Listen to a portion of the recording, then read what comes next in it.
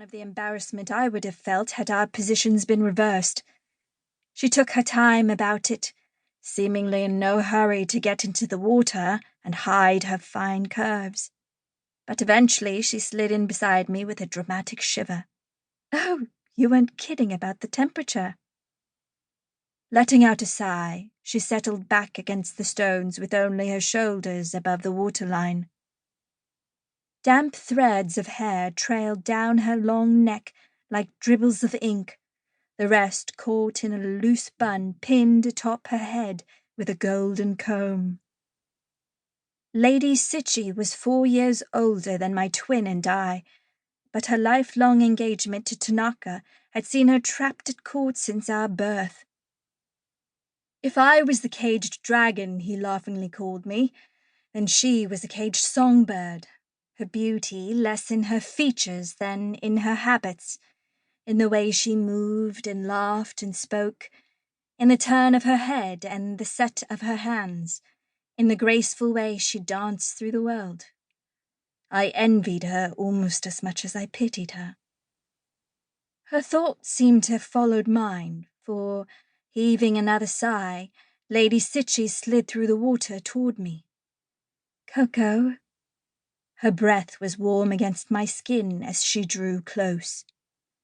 "Prince Tanaka never talks to me about anything but you."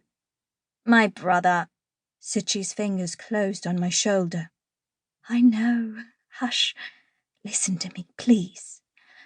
I just need to know what you know before I leave today. Will His Majesty name him as his heir at the ceremony?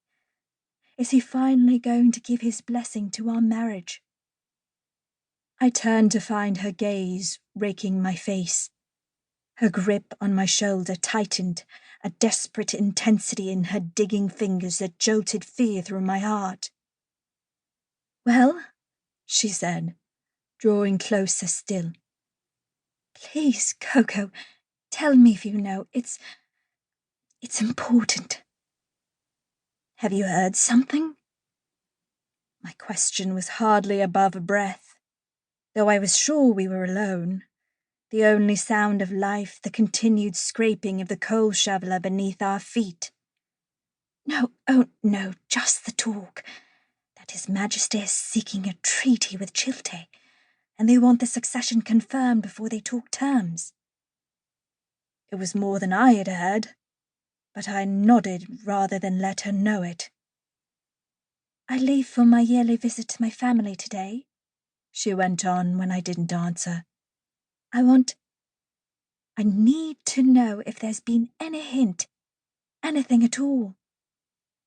"Nothing," I said. That single word encompassing so many years of uncertainty and frustration, so many years of fear, of knowing Tana and I were watched everywhere we went, that the power our mother held at court was all that kept us safe. "Nothing at all." Ts'ai sank back, letting the water rise above her shoulders as though it could shield her from her own uncertain position. "Nothing?" Her sigh rippled the surface of the water.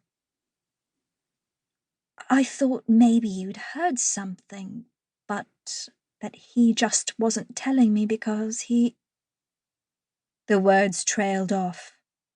She knew that I knew, that it wasn't only this caged life we shared, but also the feeling we were both invisible. I shook my head and forced a smile. "Say all that is proper to your family from us, won't you?" I said, heartache impelling me to change the subject. "It must be hard on your mother having both you and your father always at court." Her lips parted, and for a moment I thought she would ask more questions, but after a long silence she just nodded and forced her own smile. "Yes," she said.